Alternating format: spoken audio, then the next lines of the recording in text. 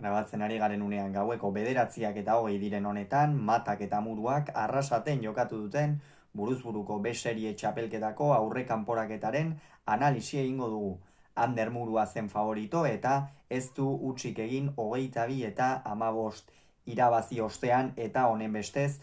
buruzburuko B serie txapelketako final 8renetan izango da Arrasateko pilotaria. Gogoratuko dugu, bi pilotari hauek aurre kanporaketa izanik noski lehen partida zutela, baina binakako B serie txapelketan ere ez dutela parte hartu, hau da, ez dute titular moduan parte hartu, partidaren bat edo beste jokatu dute ordezko moduan, Muruak gehiago Matak baino eta horregatik zen Arrasateko favoritoa, Arrasateko pilotaria apur bat favoritoago, batez ere lehiaren erritmora eta hobeto egokituta zegoelako. Partida ere oso horra izan da, hasieran oso berdinduta joan da, egia da hor Muruak errentatxoa hartu duela, 6-2 emaitzarekin, oso motz sakatzen hasi da, hori izan da hartu duen arrisku nabarmenetako bat, gainera gero bat odolkiak ordainetan etorri zaizkiola ere atera du, izan ere falta egin baitu, eta biek ala biek, badakigu biak ez direla pilotari luzeak, ez direla kantxa asko luzatzen duten pilotariak, eta orduan aurrean jokatu diote elkarri asko. Egia da, gurutzatzea asko kostatu zaiela, eta hor ere tantoak asko gogortu direla, askotan pilotak eskura ematen zizkieten, baina biek ala biek arma oso on bat erabili dute, eta hori Ormabikoarena izan da. Naiz eta ez zuzenean tantoa amaitu, Ormabikoarekin min handia egin dute. Arrasateko pilotalekuak horretarako bide ematen du, eta gainera kontrakantxan aurkaria asko ibiltzera behartzen du zabalalde horretan, eta ondorioz, hor asmatu dutela, esan daiteke.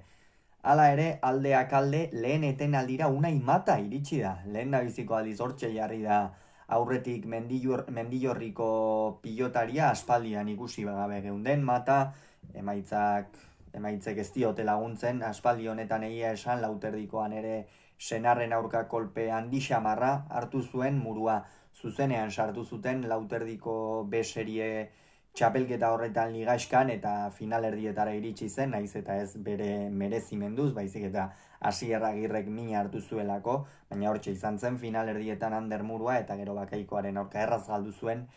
Eta orain buruzburukoa ikusi da, biantzako ez dela espezialitate gogokoena, biak ez dira buruzburu espezialistak inondik inora, baina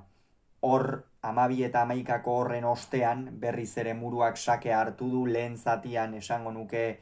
behar bada Unai Mata geixeago galdu duela edo opari gehiago egin dizkiola Muruari, Muruak ere gehiago asmatu du, eta bigarren zatian ere alaxe izan da, eta horrelaxe hautsi du partida Muruak, 16 eta 12 bostantu jarraian egin ditu, hori izan da partidaren gako nagusia, eta hor gainera gantxoarekin erremate eder bat egin du partidako bakarra, esango nuke, eta gero gainera Ormabikoarekin askoz ere hobeto mugitu du, eta Mata oso deseroso ibili da, eta iaia aukerari gabe. Gainera, Unai Mata bigarren zatian hobeto sakatu du, baina lehen zatian ere oso kaskar, hor batez ere Muruari erraztasun handi xamarrak ematen zizkion sakeak erantzuterako garaia, baina bigarren zatian ezker horman sartu dituenean hor asmatu du sake batzuetan, eta 15 eta 16 ere hurbildu da, 18 eta 15 jarri da gero bigarren etenaldian Murua, eta jada azken zatian asko arriskatu du, jada biak nekatuta zeuden, eta hor Muruak hartu duen errenta gakoa izan da inolako zalantzari gabe, izan ere Ormabikoarekin 3 tantu egin da, azkenerako 22 eta 15 amaitu da partida, eta honen beste Ander Murua izango da esan bezala final 8renetan, Unai Matak berriz lehen fase honetan agur esan behar izan dio txapelketari, egoera zaila, Mendillorrikoarentzat kudeatzeko, esan dugun bezala Lauterdikoan ere kolpea hartu zuen, binakako B serie txapelketan ere ez zuten titular moduan sartu, gaur ere buruzburukoan kalera, ez da erraza kudeatzeko, baina lanean segitu behar eta altxaburua Unai, inolako zalantzari gabe. Muruak 22, Matak 15, Arrasaten Ander Murua buruzburuko B serie txapelketan.